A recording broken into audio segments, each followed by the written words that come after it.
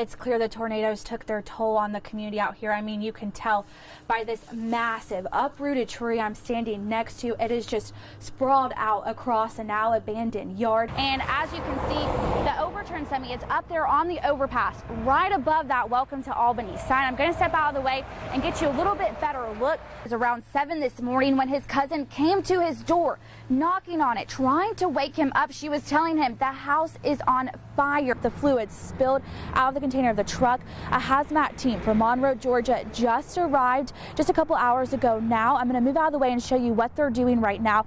I'm the only one here looking to see what I can catch. People say they're avoiding this area because they're worried it's nasty from sewage overflowing into it. As an Americus man led police on a multi-state chase after police say he shot and killed another man, then took off with a 2-month-old baby. Is lifted up and you can see a lot of the charred pieces. The fire department crews just cleared the scene a few minutes ago. And in a situation where every minute counts, Flanagan says knowing how to do both, no matter the uniform, could save lives. You can hear the crowd, they're going insane. They're all excited. I'll step out of the way a little bit here so you can see behind me. While I may not be quite ready to take my talents to the baseball field, they're hoping this money will create safe and fun places for you and your family to hang out. Is when your local EMA crews will take to the phone and social media to help you get through the storm safely.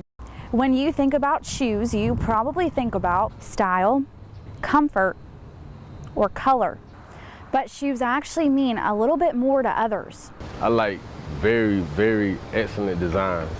There's really only a few things people say come to their minds when the topic of shoes is brought up.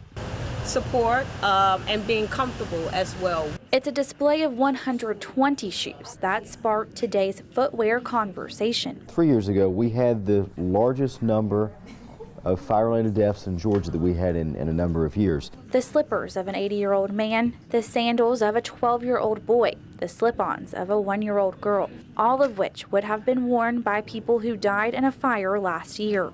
And then when you read the tags on the shoes, it becomes personal, because now you see that this was an 8-year-old girl that died, and that's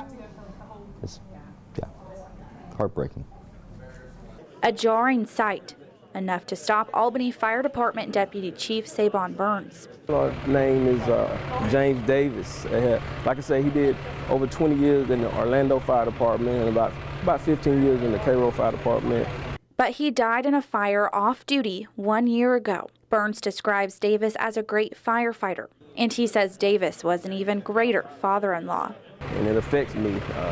That's why I had a little tear in my eye, and it's a tough day. The rows of scuffed up shoes and worn soles are there so people like Davis, who lost their lives in fires, are never forgotten. Your child's princess Velcro shoes or your dad's running shoes are also there to try and prevent as many deaths as possible.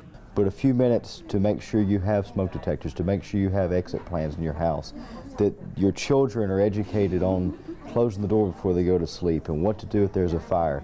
The display does travel around to different cities and areas, and it does make trips to the Capitol just as an extra reminder about the lives lost to fires. Determined, fighter, survivor, the words used to describe Georgia Green Griffin, a woman who lived through an attack unlike any other. Stabbed the victim some 27 times. They set fire to her house, burned her house completely to the ground with her left inside. Griffin crawled out of her burning home and hid in the woods until she could be taken to the hospital. It was cut and had to be stitched back together. Then had 3 strokes while in the ICU. She survived it all, and almost 3 years later, she faces her attacker. Well, that was sad, wrong, but God knows best, and he worked it out, and I thank God for that. Husband and wife, Lenoris and Kimberly Williams, were each sentenced to 40 years, pleading guilty to aggravated assault and arson, rather than face their trial. An enormous victory for Chief Assistant District Attorney Michael Blankston. There's no rehabilitation of this woman. She is evil, and she should remain in prison for a long, long time. Prosecutors say Kimberly was voodoo obsessed. She was convinced Griffin had put a spell on her to break up her marriage. certain to this day voodoo was involved. Devils control our marriage to keep people from trying to break us up, like Miss George. We had a lot of people fighting us with witchcraft and voodoo and all that kind of stuff. Prosecutors say Williams even threatened those involved in her case with hoodoo and voodoo hexes. Screams from Williams' family members were heard throughout the courthouse after the prison sentence was announced.